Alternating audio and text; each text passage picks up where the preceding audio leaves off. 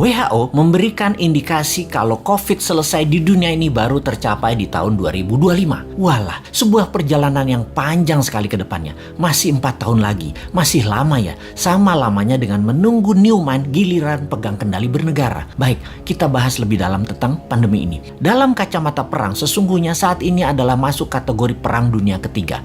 Perang dunia secara harafiah, ya artinya ada musuh bersama. Musuh bersama saat ini adalah makhluk tak terlihat, makhluk kasat mata. Karena masuk kategori perang, maka pasti ada tumpah darah, ada casualties. Yang ujungnya ada yang menang, ada yang kalah. Karena masuk kategori perang, maka sesungguhnya strategi bernegara harus pakai war mode, strategi perang. Dalam strategi perang, jurusnya cuma satu, survival, harus hidup. Terlepas nanti perangnya kalah atau menang. Untuk hidup, kita lakukan apapun sekali lagi untuk tetap hidup. Apalagi sebuah bangsa yang harus tetap hidup. Apalagi sebuah negara yang harus tetap hidup. Dan dalam mempertahankan kehidupan bangsa dan bernegara, yang unggul bukan hanya hidup, tetapi juga memenangkan peperangan.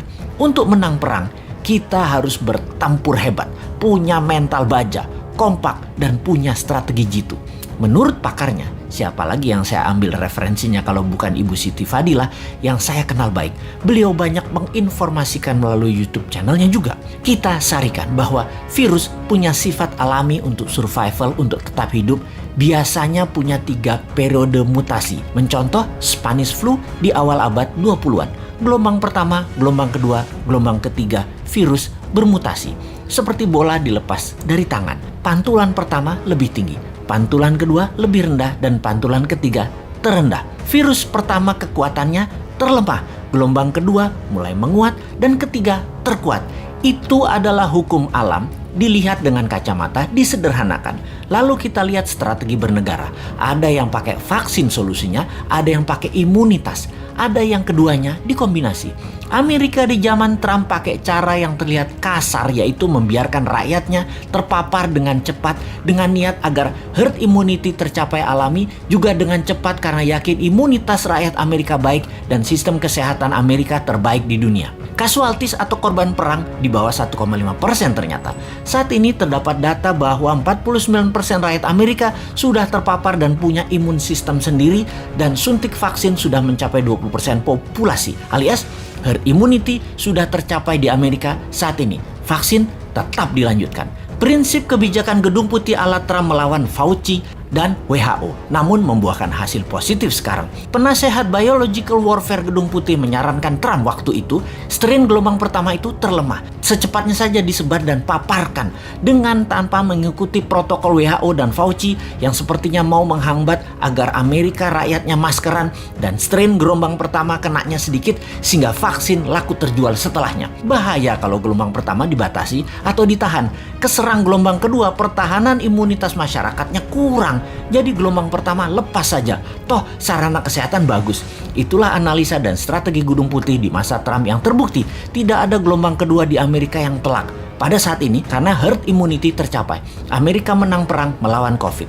Tiongkok pakai cara kedua, terbanyak pakai vaksin lokal produk mereka sendiri, di mana herd imunitas alami tercapai 20%, yang saat ini 40%-nya ini pakai vaksin, di mana 3 bulan lagi herd immunity di Tiongkok tercapai dengan vaksin lebih dari 60% populasi dan 20% natural imunitas. Tiongkok menang juga perang melawan COVID. Gelombang kedua ketika terlambat vaksin dipakai, maka akan berat karena mutasi virus sudah lebih kuat. Dan yang tanpa vaksin terpapar gelombang kedua menjadi berat lagi pengaruhnya atas kesehatan adalah benar.